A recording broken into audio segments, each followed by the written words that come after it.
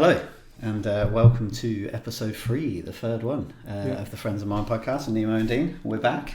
Back again For a third time. I didn't think we'd get past first, to be honest. But that's reassuring. No, I'm joking. So yeah, how are you? How you been doing? Yeah, not too bad, mate. Not too bad. Bit more nervous about this one after the way it sort of blew up last week after the post I shared on Facebook, and yeah, it was lovely to see all the comments and the shares, and when you sort of click on the app and you see that you've had 175 people download it, it's I suppose done what we wanted it, which was to try and reach a bigger circle. But I think it also brings a little bit more pressure. Pressure, yeah. It's a good job of doing it with you, because I don't know that many people. So definitely I think it's like we said. I think when I was sat there last Sunday after you left, it was sort of what do we want this to achieve, and what we were doing. It was great, but the only people that knew about it were sort of immediate friends and family.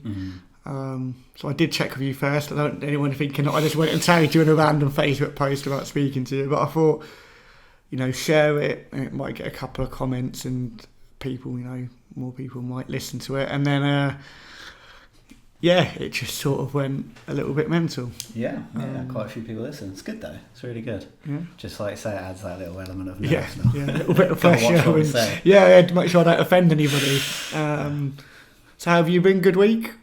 Yeah. Do you know what? It's not actually been too bad. Not to worry. I've been trying to take steps. We were briefly talking about it earlier, but trying to take a few steps to sort of help myself out, because I've been in a bit of a rut, and I went for an actual real nice lovely walk today, and down Chester Country Park. Very nice. And it sounds silly, but I think sometimes just getting out of the house, and especially getting into nature, I mean, it's kind of proven that can really help your mood and stuff. And I was actually thinking about this, I think I mentioned it earlier, but thinking about this recently, like, we kind of, as people, know how to help ourselves, like when it comes to like the physical side, like if we want to get fit, we know we have to go gym every day. Well, not every day, but have a regular schedule going gym. We know we need to eat the right stuff. I suppose we need to know how to, how much sleep we need to get, when to go to bed. But when it comes to like mental health, I think it's so hard to keep some of the things up. Do you know what I mean? Like, we know that stuff like, I don't know, meditation, going for walks, like social stuff, like seeing friends, and stuff like that can really help us, but we don't keep up them habits. Like and like appreciation as well, like waking up and being grateful stuff. Like if we took that as seriously as we did going working out in the gym, I think we'd really take strides to help ourselves. And that's something I'm really trying to do at the minute. I'm trying to have my little litany of things that I know make me feel better, and trying to actually work them in and do them like every day, the same way you would going for a jog or something. That's good. No, I think that's gone. No, I was just going to say, do you have any that I haven't listed, like specific things that you try and do daily to help yourself, or as much as you can? Yeah, I think obviously this is what we spoke about. We're going to try and cover today, is I suppose like what triggers us and how we then, what we do to. Excuse me, dog. Can you stop making so much noise?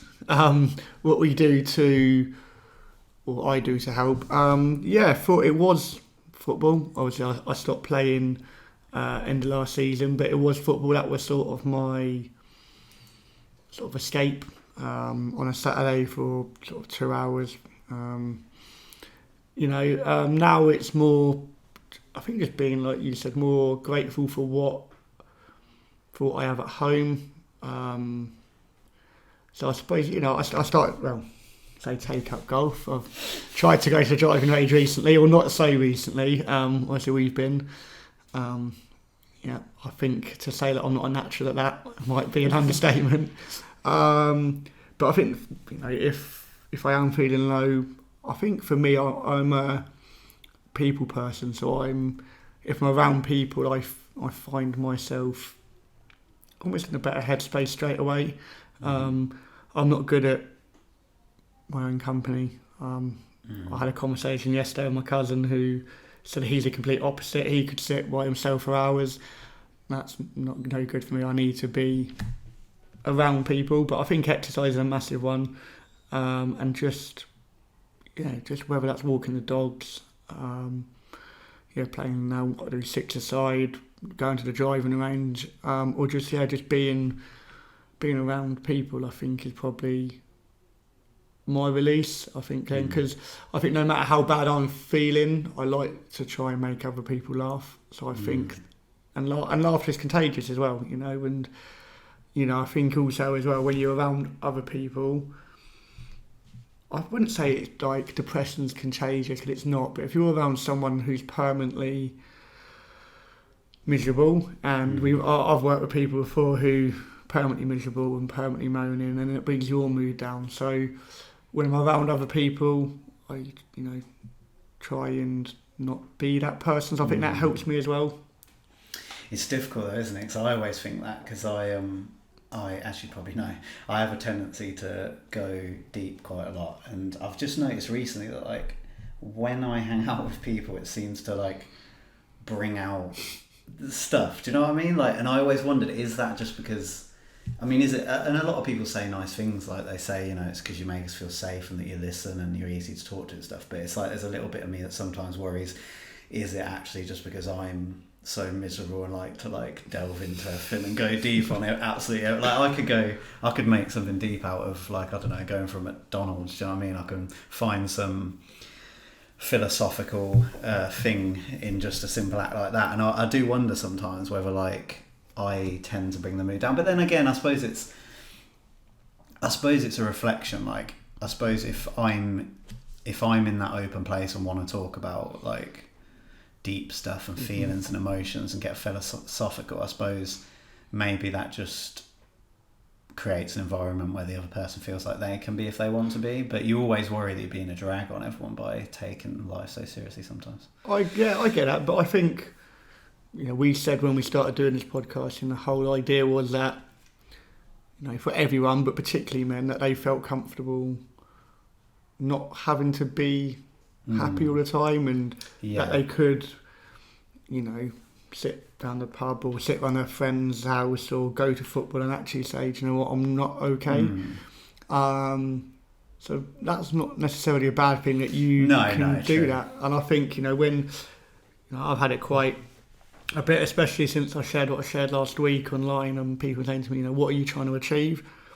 I think for me personally, this is almost like a therapy session. Almost, it's just my chance to vent about the week and maybe let things off my chest, and let 200 people listen to it as well. Yeah, it's quite nice, because I thought that like it's something like, it's almost like I looked forward to today, this week, as much as I think I would if I was going to a proper therapy session. Do you know what I mean? Because like I know that I don't necessarily have to spend the whole week keeping stuff in, because on Sunday I get to go and speak to Dean about this. Yeah. And whether it is just literally the fact we've got a microphone in front of us that allows us to do that, it's like, it would be nice if everyone could get to the point where they could have these type of conversations without the need for there to be a mic. I'm not saying we're going to stop doing it when we get to that point, but you know what I mean? Like, it would be nice, because like I say, it's really helped me this week knowing that I'll be coming and having an open conversation. That's nice to hear. That's nice to hear. I'm glad you didn't wake up this morning and think, great, I'll go and see that idiot again. No, I mean, I did think that a little bit. I think, we, like we just touched on, I think it needs to be, normalised. And I think, like we touched on last week, we've been friends for a long time now. And a lot of what you told me last week, I wasn't aware of. So, yeah, if it encourages lads to sit down with their mates and not to worry, and I think that was always a worry of mine, is I don't want to, share anything, because I don't want Wayne to think I'm a little mushroom and for opening up. I've never heard. So that's so that's why personally why I'm doing it, is it's a bit of therapy for myself, and hopefully encouraging others to do the same. And like we said, anybody that wants to come on, I know that my partner, no, that'd be Joe. My auntie's partner said to me yesterday that he would like to come on and make an appearance. Yeah, so sure. Yeah, we'd have to get a date in for that. And anyone else that wants to come on, and please, feel free to and get in contact. Yeah, it'd be good. It's yeah. I was gonna go back to what we were saying before about the helping. Like, I think it's really difficult sometimes to wake up and want to try to get through without thinking about everything too much, because like you were saying earlier, sometimes when you, I think you said earlier, my brain's gone, but you think about it too much, it can sometimes sort of just, I don't know, like manifest a bit more emotion and stuff. It's finding that balance, and that's something I've been trying to do recently. It's like, it's not, I don't want to wake up and say, right, today I'm just going to forget about all the crap that's going on, you know, in my head, because I think that's running away from it a bit. And I think genuinely you really need to feel, especially if it's something quite big, like you need to feel the pain or the suffering or the, even if it's just mild annoyance, like you need to feel it. But it's also trying to navigate it where you can feel it but not also let it affect you, so you don't do the things you know can make you feel better. Do you know what I mean? It's like, I suppose it's like, and you can tie the physical into the mental, but it's like that thing they say about the gym. It's like waking up and going even though you really don't feel like it. And a lot of people, maybe, I mean, I bet a lot of your friends probably go gym quite a bit, and a few of mine do, but it's like they can probably get up on a day when they feel physically knackered and go and do the work. Can you do that with the mental stuff? Can I get up in the morning and say, right, I'm going to try and do, you know, appreciate what I've got even when I'm feeling like crap and everyone's pissed me off and I hate everybody? Can I wake up and do that meditation, do that you know, gratitude thing in the mirror where you just, you know, say what you're thankful for? Can I, you know, it's so hard, I think, to get caught in that trap where one thing leads to another, and the next thing you know, you're staying up all night because you don't want to go sleep, you're eating shit food to comfort yourself.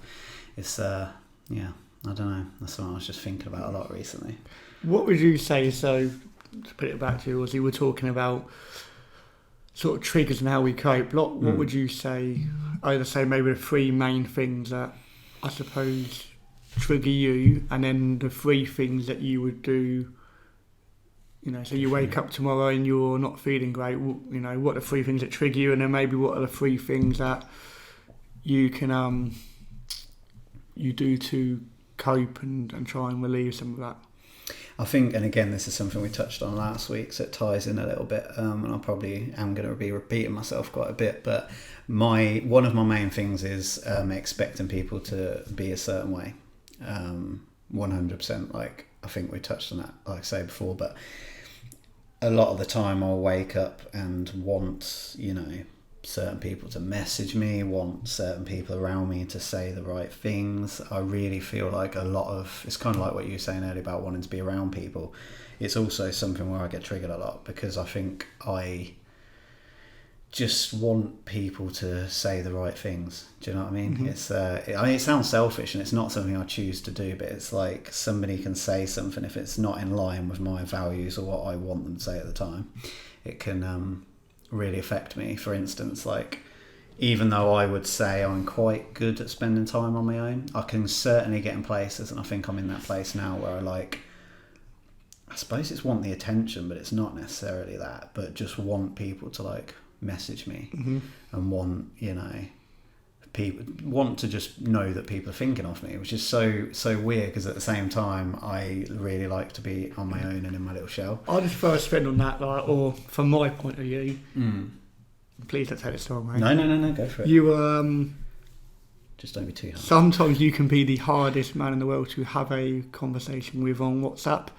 So, you know, I'll message and it will be, yeah, or quite blunt, lol, and then I'm looking at it and I'm thinking, does he want a conversation or does he not? So do you not think? I think I don't want a conversation on WhatsApp. I think what I want is the to know that people want to like see me, I guess, in a way. So next time you want me to FaceTime you from the bath or something? Yeah. Like. No, but I think it comes down, I think I spoke about this a lot recently, and this is obviously going a bit personal again, but obviously at the minute I think it's really hard for me not to feel too lonely, if you know what I mean. I mean, I've got people around me all the time, like I'm obviously still with a family at the moment, so I've got a lot of physically have a lot of people around me, but it's like obviously all my friends are like got families now, like yourself included, so you know, and I must admit, like you and obviously people like Tom especially, like make a lot of time for me. So it's not like I don't feel like you, but you've got your own things going on. Do you know what I mean? Yeah. Obviously, my other friends that I used to spend all my time with pretty much and go and do loads of random stuff as buggered off travelling, how dare he.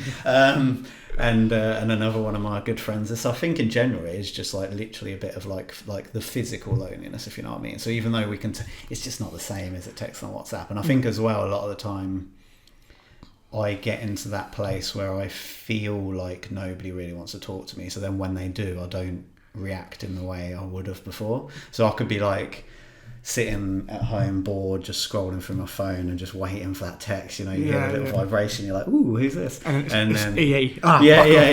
So then eventually when it gets to the evening, maybe when everyone's finished work and they're like actually like, how you doing, Wayne? Then I'm just a bit like, I'm exhausted from waiting for it all day, so I'm just like, yeah, I'm good, I guess. Maybe, I mean, I don't know, that's me trying to analyse it now, that could be completely wrong. Do you think as well that you're maybe putting too much pressure on yourself? So are you looking around and going, that person's going travelling and that person's married and that person's having a baby? Do you feel maybe you're putting too much pressure on yourself to, I suppose, almost comply with what society expects? Because society expects everyone to be married at a certain age, have kids at a certain age, and you know, just because you're not at that stage, do you maybe because do you feel you're putting pressure on yourself? Oh, 100%. And I think that's one of the worst things for me, is it's such a contradiction, because I know that that's not necessarily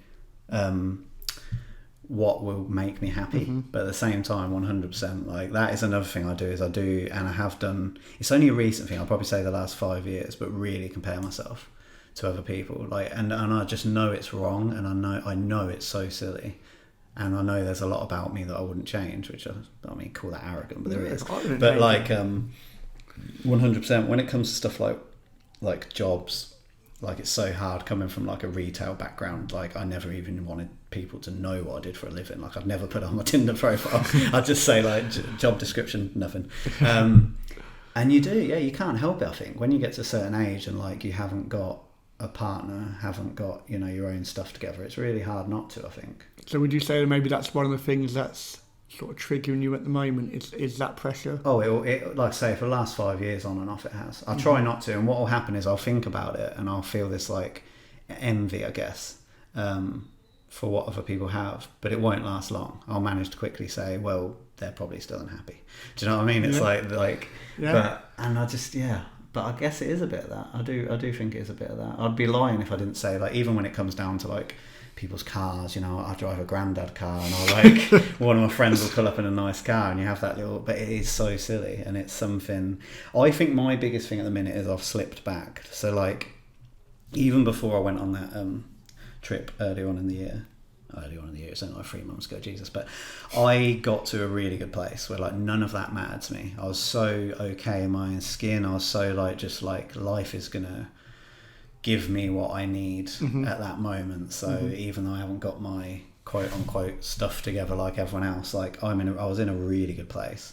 I was doing all the stuff right, you know. I was like I said earlier, like the silly little things like getting enough sleep, going gym.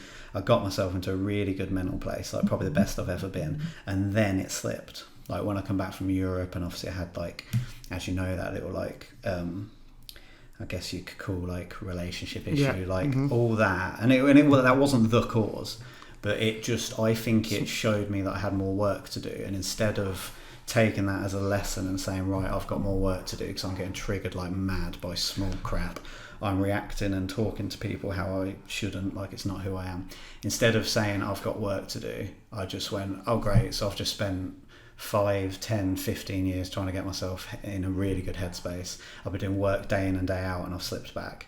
And that really got to me. I think that caused me to, I wouldn't call it depression. I don't like to throw that word out there too much, but like I got to like a couple of days where I woke up and just didn't want to do anything, just felt really low. And I think it was that. I think I was so disappointed that I felt like all that, how I felt as a kid, I'd managed to get myself out of that funk. You know, I'd found ways to get myself over all the crap that I'd been through. And then it slipped. And it slipped in like a month. Yeah. Do you know what I mean? It didn't take a traumatic event. I went away travelling, I come back, and then it was just like small things. It was just how I was treating people at the time. It just made me so disappointed in myself. I think even, I don't know, maybe because we've been doing this podcast and we've probably been talking about, I suppose, our mental health more in sort of the last 4 or 5 weeks.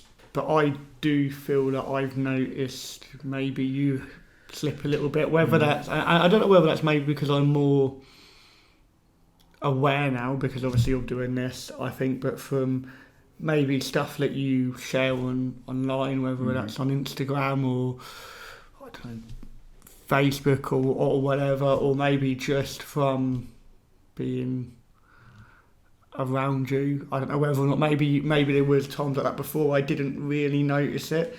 Again, maybe because as lads we just don't take notice of it. But I think more so sort of, you know, I can tell that you've probably not been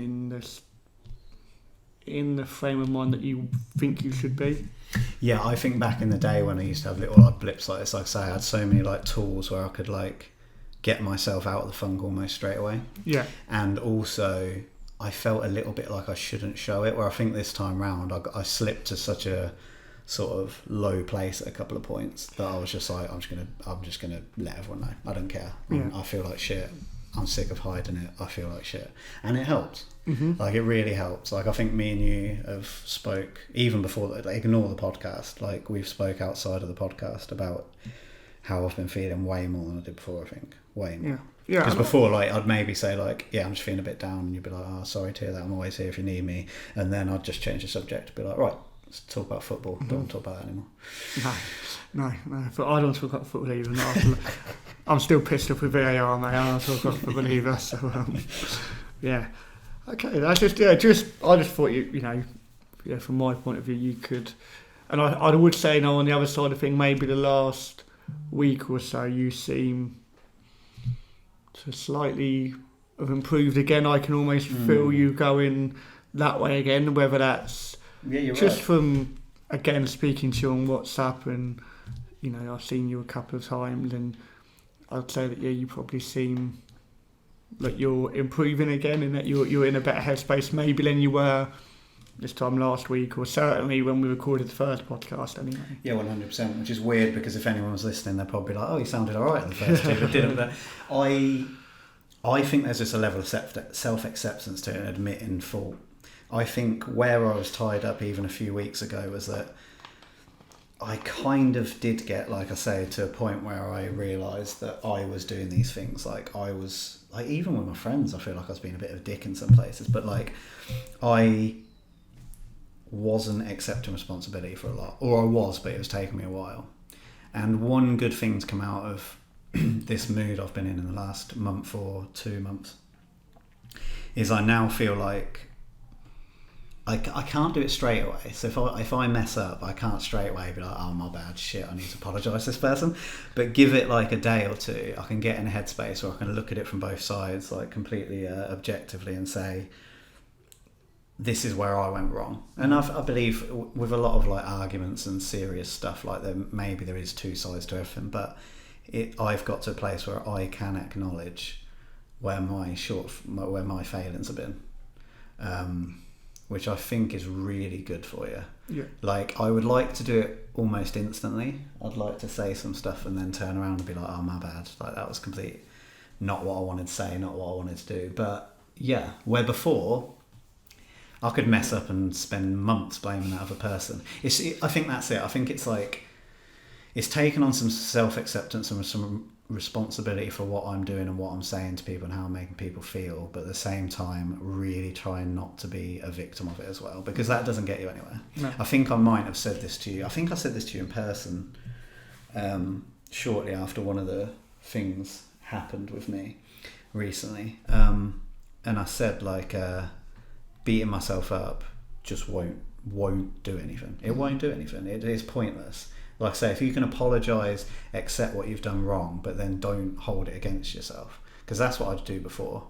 When I realised, like, after a month of treating someone like shit, that I'd done something wrong, I'd be like, oh God, now I'm going to spend 6 months beating Trying the to- crap out of myself, feeling like the worst person in the world, where it's like we're all just trying our best, and I'm going to fail, and we're all going to fail at times.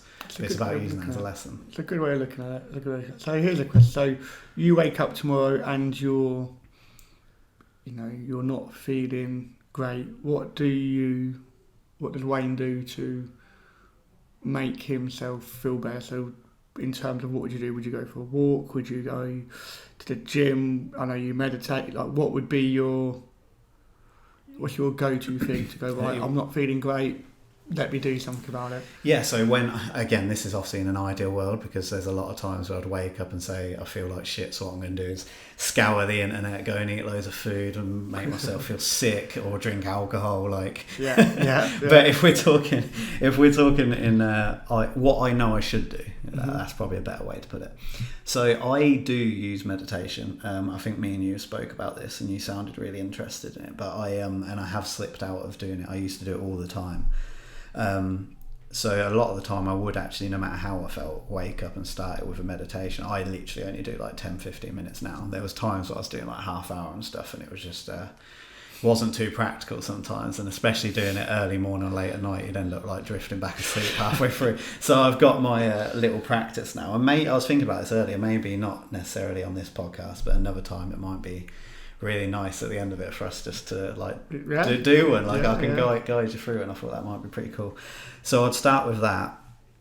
Then I've started recently, it's not something I've always done, I've really kind of only started this week and dabbled in it a bit before, but I tried doing a little bit of an appreciation thing. So I don't always make like a big ceremony out of it, but a lot of the time it literally just involves when I go do my teeth and that in the morning, or like whatever, getting ready, I will just literally look at myself in the mirror.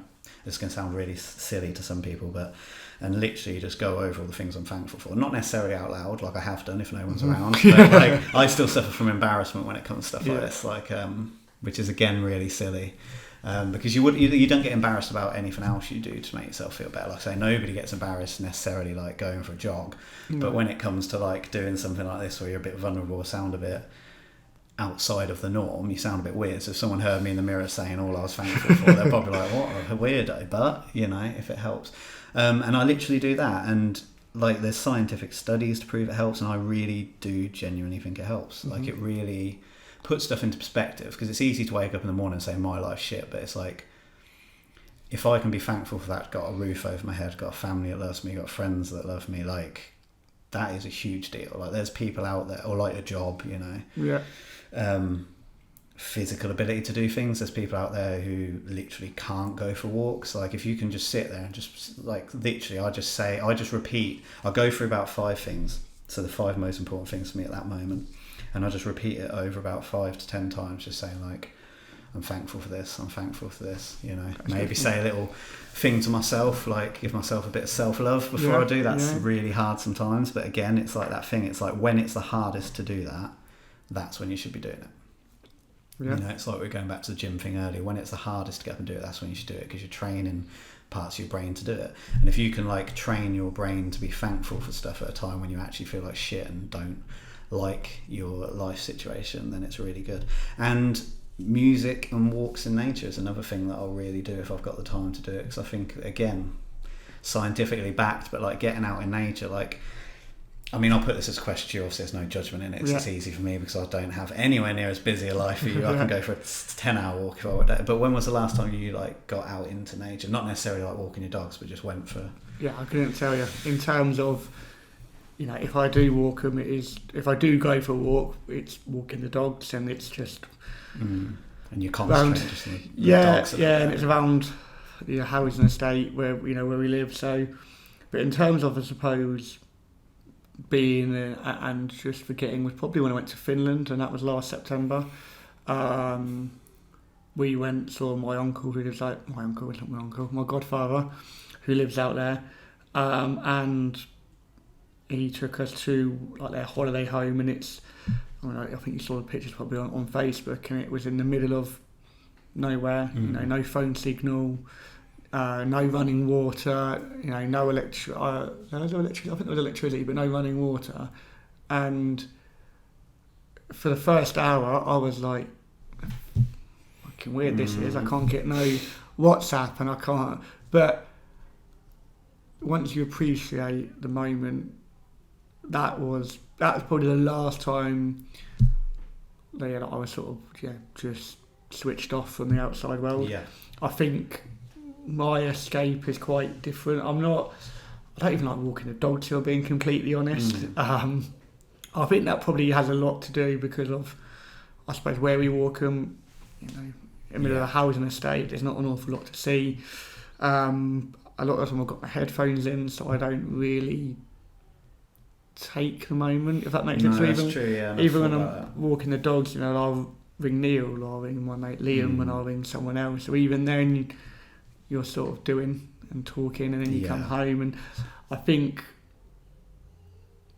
I don't know, I think maybe it's, we're very different, whereas you're, again, I think it goes back to being in your own company. You're quite comfortable in your own company. Mm-hmm. You're quite comfortable to go for a walk and to do whatever on your own, whereas I'm not very good at that, if that makes sense. So I don't know, I mean, I've never really tried it, just going for a walk on my own, without the dogs. I've never tried that, but I think, like I said, my outlet was playing football. My outlet now is maybe it's going to the driving range, whether that's with yourself or with someone else, or a couple of times on my own. And even at the end of the day, when I get home from work, the first thing I do is normally take the dogs out, because it does give me that sort of half an hour in the morning and a half an hour in the afternoon when I walk the dogs. So my driving in the morning, and if the guy listens to this, it's no offence to him, for a little while I was giving someone a lift to work every morning, which I had no issue doing, but that half an hour in the morning is for me to almost prepare myself for the day, if that makes sense. And especially when I'm feeling low and feeling a rut, that half an hour is for me to almost, I suppose, give myself a pep talk of you can do this. You've been in worse situations before, so just get through, and almost evaluating it. I think I feel worse first thing in the morning than last thing at night. Yeah. Normally when I feel worse. So when I wake up first thing in the morning, and I normally think, should I phone in sick? Never do, because I don't do it. But the driving to work is, again, my escape, and I quite enjoy that half an hour in the morning to just before madness ensues and it all goes crazy. And then again, the half an hour walking the dogs after work, I quite, whether that is ringing Neil or just putting in headphones and listen to a podcast or music or whatever else, that's probably how I escape now, which is, and trying to find that void from football. I'm yet to find that yet. I went to watch my cousin play yesterday. I've been to watch Iron play a couple of times this year. Someone said to me yesterday, do you miss it? And the honest answer is not as much as I thought I would. But I do need to find, I think, something else to fill that gap. Does that make sense? Maybe you need to figure out what it was you really enjoyed.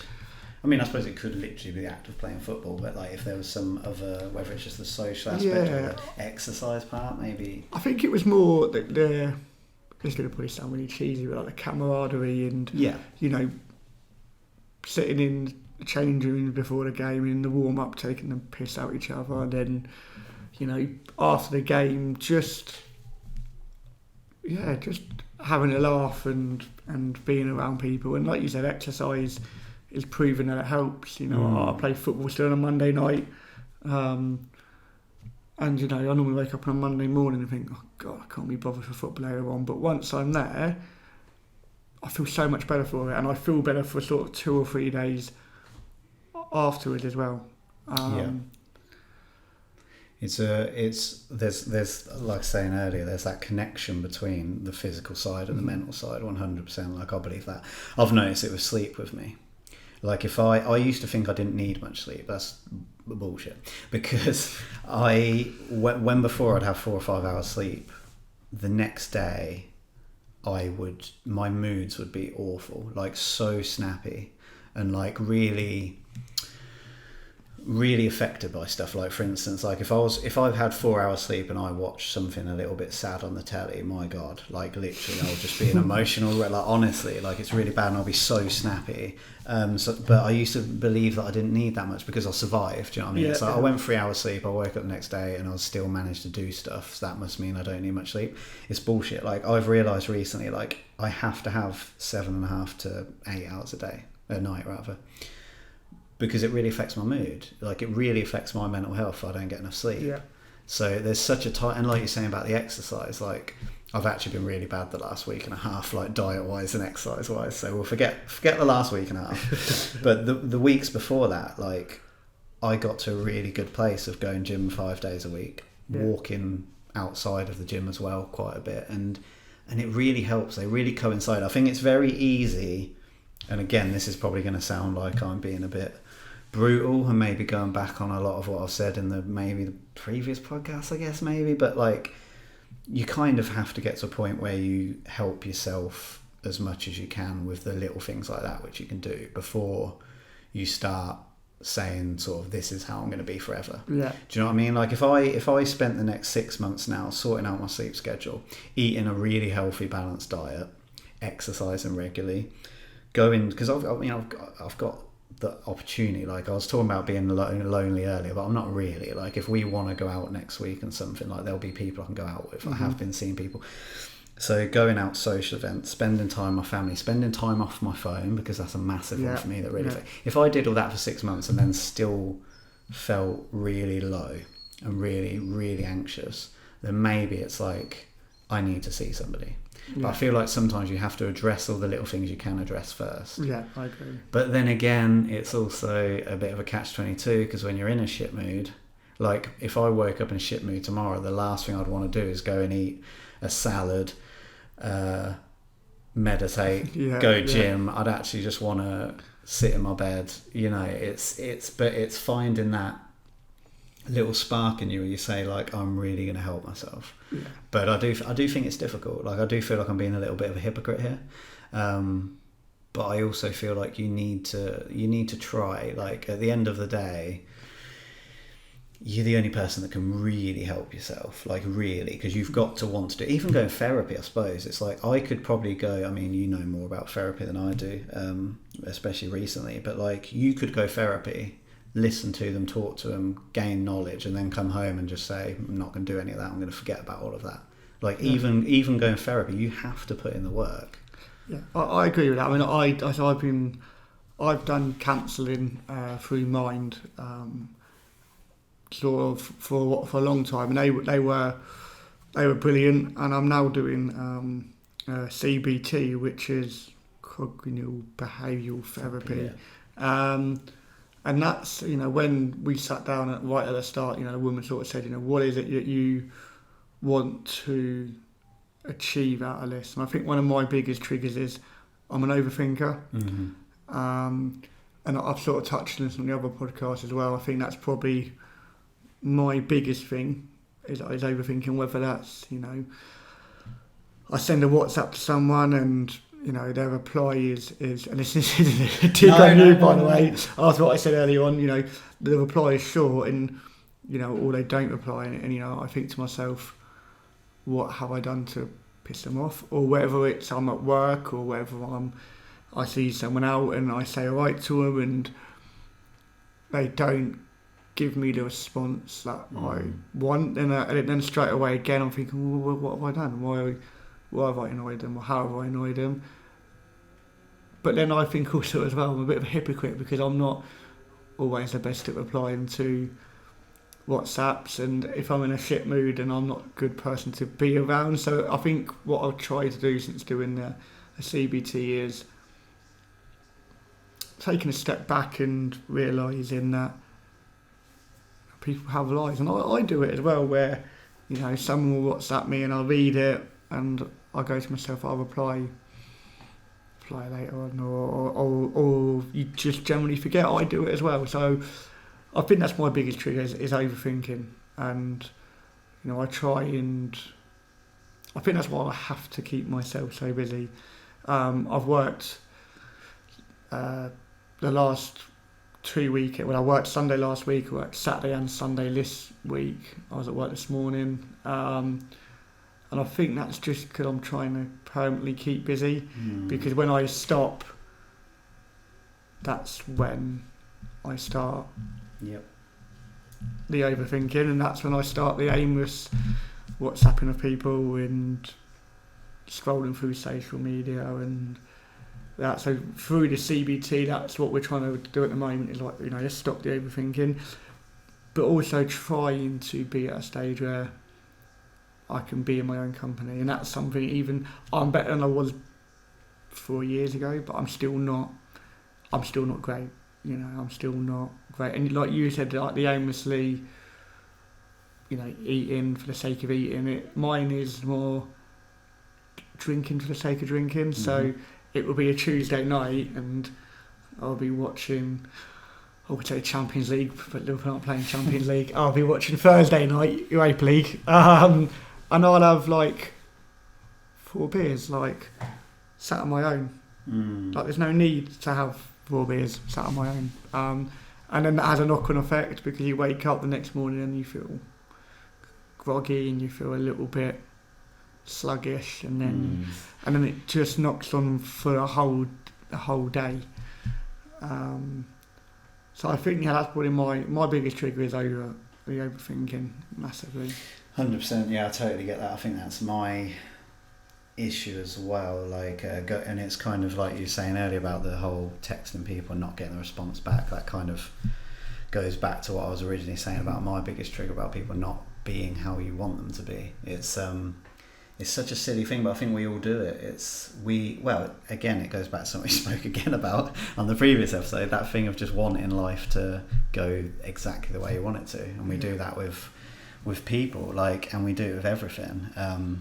And that's why I think, in terms of the overthinking, one of the biggest things, because I am okay at stopping myself now, kind of, but one of the biggest things is like doing stuff like meditation, because it brings you really into the present moment. But overthinking's a massive one, and I think in terms of what you're saying about keeping yourself busy, it's just avoidance, isn't it? But it's what we all do. It's the same reason I binge on food, because for that, I don't know, say 15 minutes, I'm gorging myself on a massive bag of Doritos and chocolate and fizzy drink. It's like, in that 15 minutes, I'm not thinking about that. I'm thinking about the pleasure the food's giving me. And then even after that, I guess, maybe I'll do it because I feel like that bloatedness and horrible feeling I have afterwards, at least it gives me something to put my mind on, God, I feel sick. It sounds silly, and maybe that's again me overthinking it, but I think it's a lot of that. I think nowadays we as humans really, really struggle, and I don't know if it's caused by social media or just the way the world is,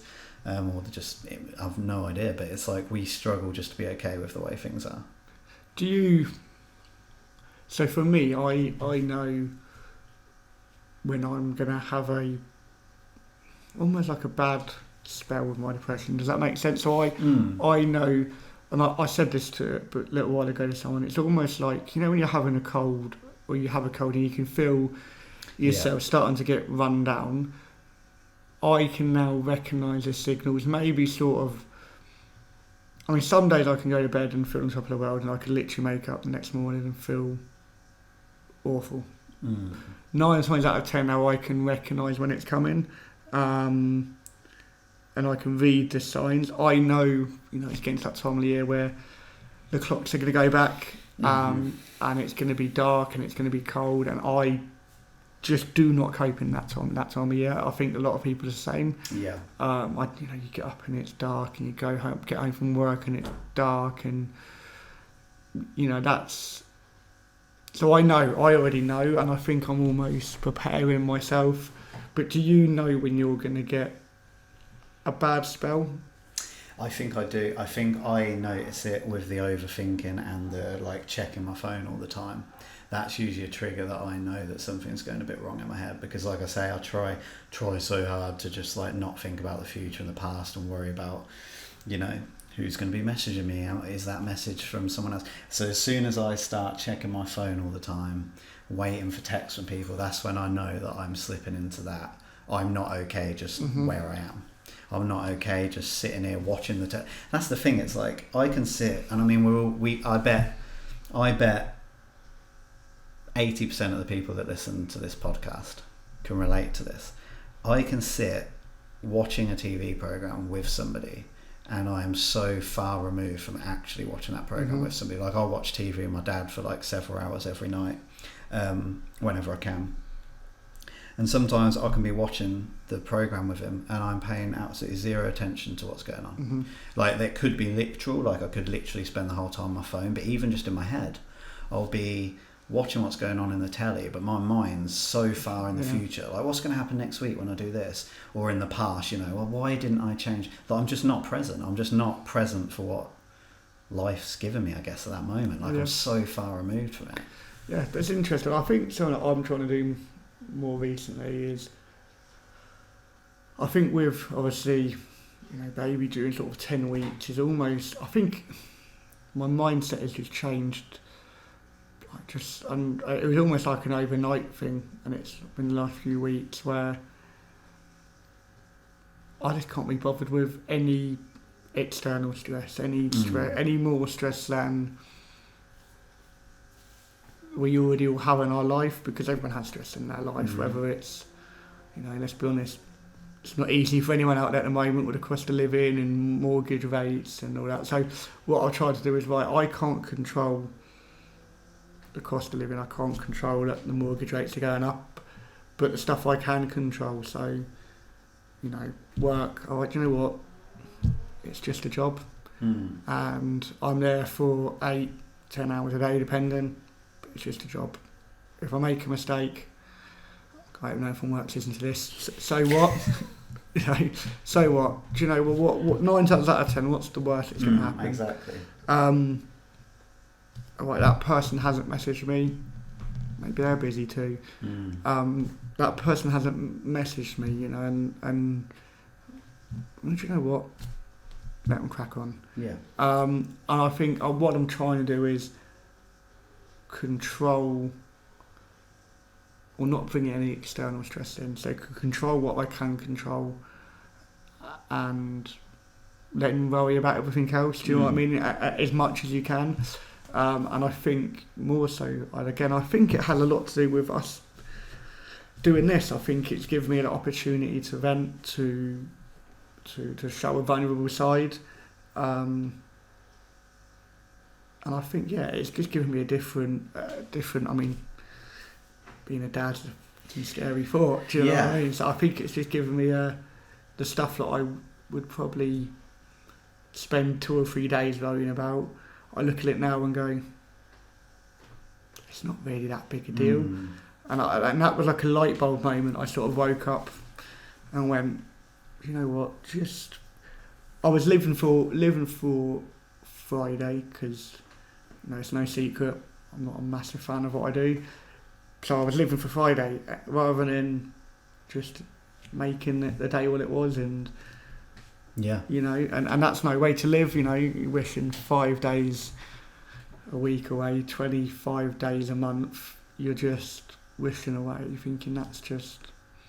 So now that's what I now try and do. I know, don't overthink, because overthink is pulling my biggest trigger. So just trying to almost not care, which is difficult because I do, but I do try and give myself that. I was getting stressed at work yesterday, and I just had that moment where I thought, it's really not worth it. Do you know? That's the thing, isn't it? You're letting, when you do that, and it's so hard to do it, we can't stop ourselves thinking, but when you worry about the future or what's happened in the past, you're literally just robbing yourself of life effectively, because you're just not, like, the only, like, when you think about it, this may sound a bit weird, but literally the only time you actually have is right now. Like, literally, that is the only time you've got. The future's in the future, the past in the past. The only moment only time exists right now. The rest of it's just in your head or in language. So it's like when you're sitting there waiting for that person to text you back, like I was saying, like I can be watching telly, but also, or even like, not obviously now, but sometimes you can be engaged in conversation with somebody, but your brain's actually going, oh, I wish that girl had texted me back. It's like, I wish that Tinder date would message me back. Not me, Joe. But yeah, I'll talk about this from my perspective.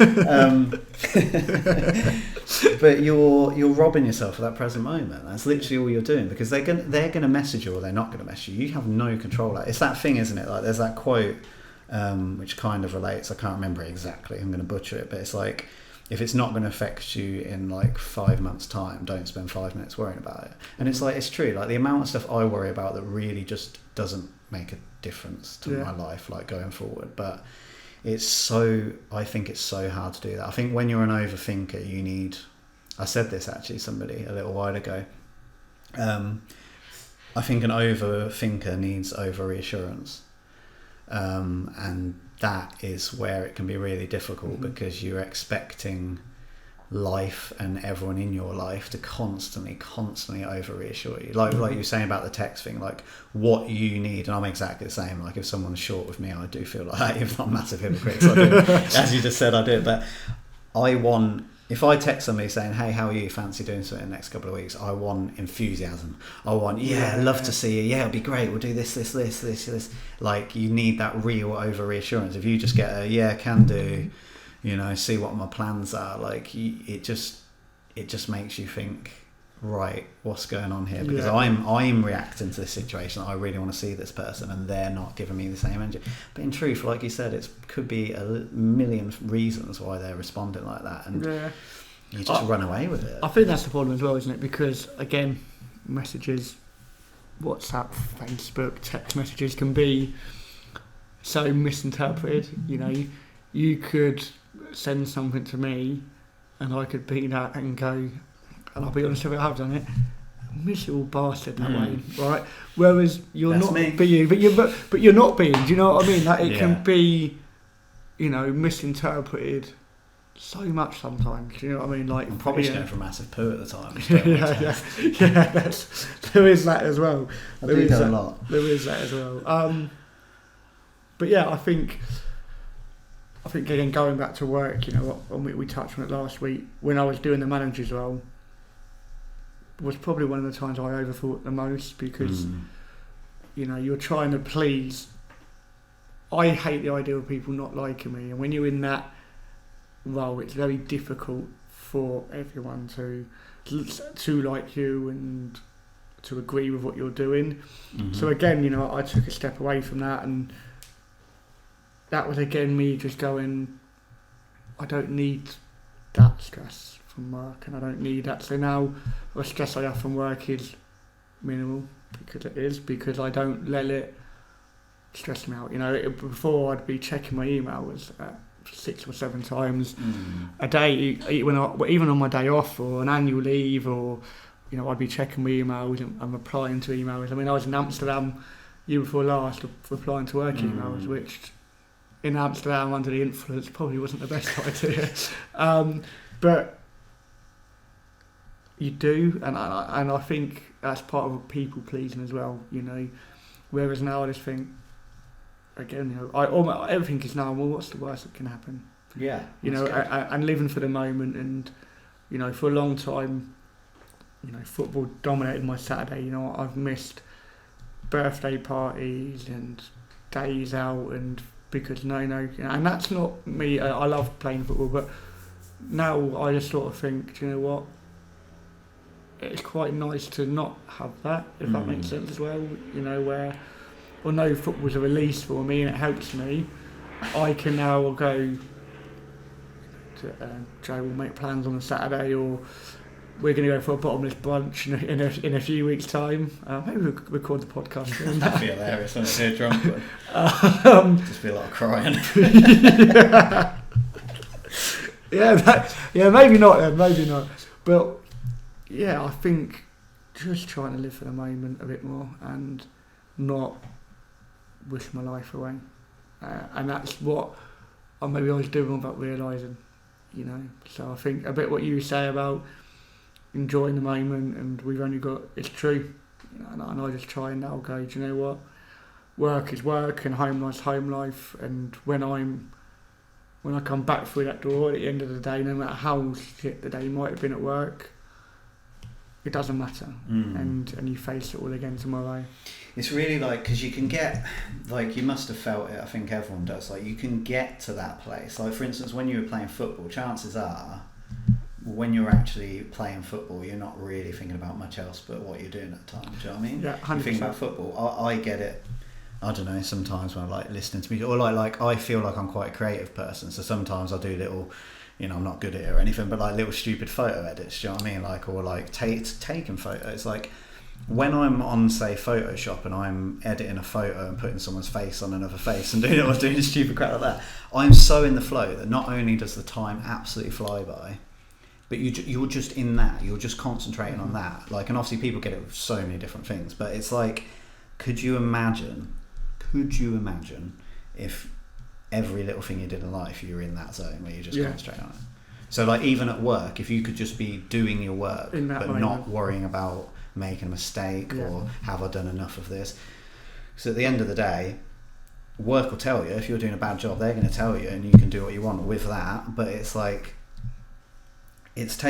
can you take responsibility and be happy with everything that's going on? Well, not happy, but content with everything that's going on in the present moment, but not worry about anything outside of that. Do you know what I mean? So it's like, say me and you are here now, like there's going to be situations if me and you are in here now and robbers come in and start trying to like break in. Like, obviously we can deal with that. That's a situation we're going to have to deal with at this present moment. We expect to be all stressed about it and angry. But if they break in and just out of the podcast, that'll be fuming. We can get them sit down. Just come on, down. why are you robbing the place? But do you know what I mean? It's like worry about what's going on at the moment. That's fine. If something drastic like that happens, or if you're at work and the system's crashed, you're like, oh shit, I need to fair enough, worry about it, but everything outside of that, and that's the same thing. It's like you're dealing with what's in the moment in a good or bad way. It's like sometimes I find it with conversations like this, or even just conversations with friends, the time will fly by and I'll just be so open and just present to what's going on at the minute, because it's just like a one-on-one conversation. But then there's other times when I'm out, I could be out with 10 people at a party, 15, 20 people, and the whole time I'm just sitting there worrying about somebody not texting me, or worrying about oh, I've got this going on, or I start work next week. It's like... Yeah. I think it's interesting as well. I'm just going to say, like, sort of touch on what you said on, in a way. Someone, and through, like, my CBT, they sort of said to me, how do I perceive depression? So how would I explain depression to someone? And for me, it's just similar to what you just touched on then. You could... At my lowest, I could be in the room with 100 people, but feel so alone. Yeah. And I think again that's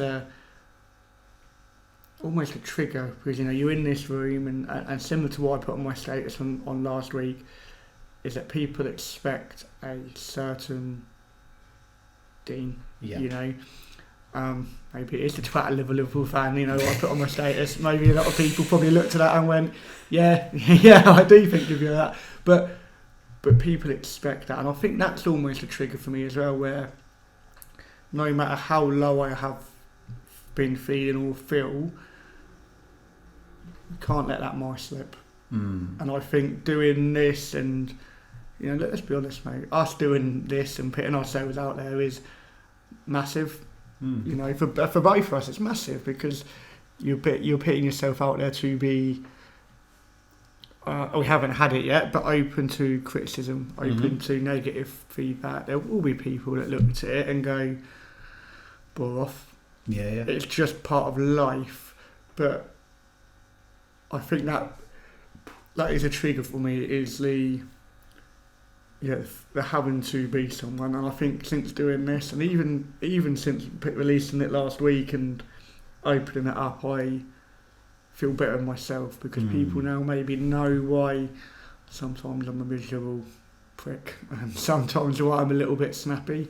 So I think again that's probably a big, people pleasing is a big trigger, overthinking is a big trigger. And whereas before, like I said, it was football was my escape, I'm still trying to find what that is now. What I do. And ironically, I'm now working more, which is mad, because work is probably, as much as I don't like my job, I'm almost working on a Saturday to fill the gap of playing football on a Saturday, because I need to keep busy. But then I don't want to be at work, and it's I do need to try and find something. I don't know what that will be. given a few weeks, I can imagine that my weekends will be pretty That's very true, yeah. But anyway, and I won't have the opportunity to think about that. But yeah, I think, touching on what we started at the beginning, people pleasing, overthinking, they're my biggest things, and something that I try and get better with every day. 'Cause I'm not a materialistic person in terms of doesn't bother me what job some of my mates do or where they live or what they live. That side of things doesn't bother me. But it bothers me what people think of me. Do you know what I mean? I think, they're my two triggers. I don't think you're alone in that. I think you probably find that most people feel that though. That's why people are the way they are, because they just want everybody to like them. Or a lot of people like that. They just want everyone to like them, and there's different methods of getting that from people, and there's different methods of running away from that, I guess. It's like if you don't feel loved and accepted, then I think if you don't love yourself, we touched on it at the start or from whenever podcast, if you don't love yourself, and I think that's maybe what I know from what you were saying you're trying to do, and certainly what I'm trying to do, is maybe be a bit more forgiving on myself. You can't be the happiest person in the room all the time and be constantly available. I'm just trying to take a little bit more, and for me and Joe it'll take a bit more time, because Joe probably suffers more than anybody in that. When I'm suffering, she suffers as well, because I'm not the nicest person to be around when I'm in one of those moods, and when I don't want to, when I'm just trying to keep busy. And I'm also almost, and I said this to you during the week, I sent you a WhatsApp, when I've got an idea in my head, so now it's the podcast, just everything is just on that. Focus on that. So, sharing stuff on Instagram, reaching out to people, trying to advertise it, trying to blah blah blah, and sometimes it probably feels overwhelming for people, and they probably look at it and go, "Oh, calm down, mate." But I think again, maybe that is a part of distraction again. Yeah, work's rubbish, so I spend any opportunity or any little break I got from work this week. Let's do something with the pod. Let me share this post. Let me get this person to share it. Get this person to share it. And again, it's the overthinking, where sometimes I just need to be able to go, do what we can, but let it naturally. Yeah, and also to just take a moment to breathe. I mean, this weekend I worked yesterday. I went home from work to watch my cousin play football. From there to my brother-in-law's 30th. Woke up this morning, worked, got home from work, you'll come in, and then after this I'm seeing the Fanny. Explain that one. Yeah, that's my mate called Richard. That's a nickname. Yeah, it's a nickname, yeah. I didn't even think when I said that then. So yeah, I think just... Clip that. Yeah, time, take some time. To yourself. Yeah, and time for Joe as well. But I think you've said it before, you might have even said it earlier, my memory's gone at the minute. But is it because you think you really struggle being on your own though? Yeah, I'm not good. And I guess that ties into overthinking, because I'm not good being on my own. Better than I was, but again, when you're on your own, I think you're more inclined to, send a WhatsApp to someone and maybe not get a reply, to read something online and not, and another thing I've got is massive FOMO.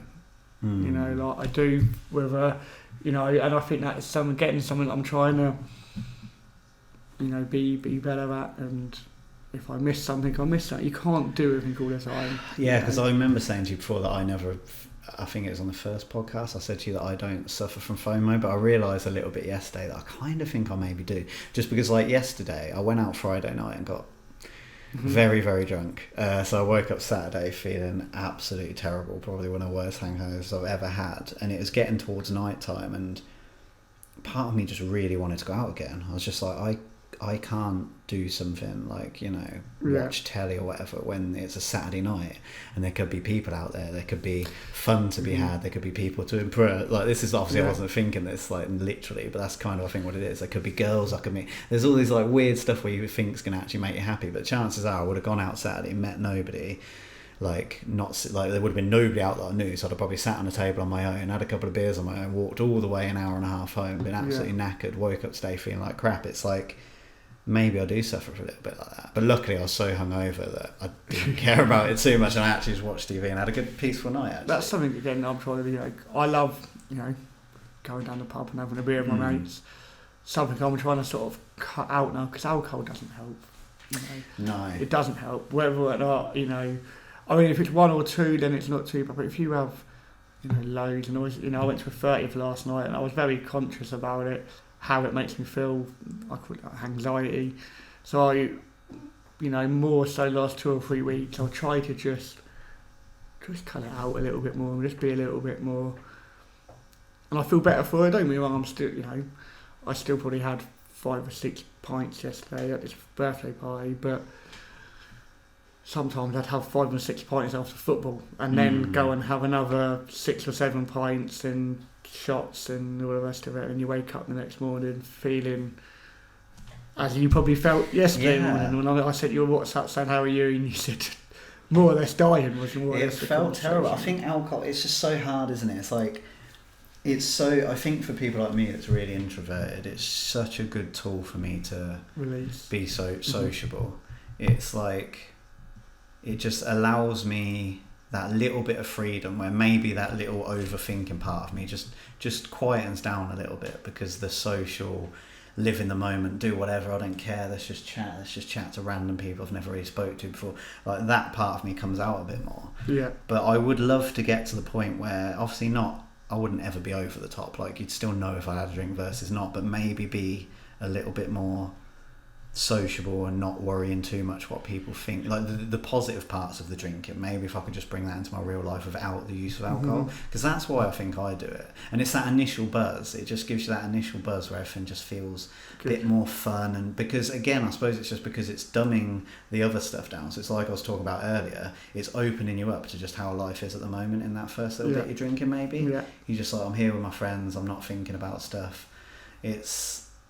But yeah, it'd be lovely to get to that point where you could feel like that all day, every day. And I mean, I have, like I say, there is points where I can get to that place, but it's quite far and few between, I think. Yeah, I get it. How long have we been going for? Just 3. Oh, 1-7. 1-7. This might be a oh. No, go on. No, you sound like you're going to say something. I was just obviously touching on... Sounded interesting. World Mental Health Day on Tuesday. So I think...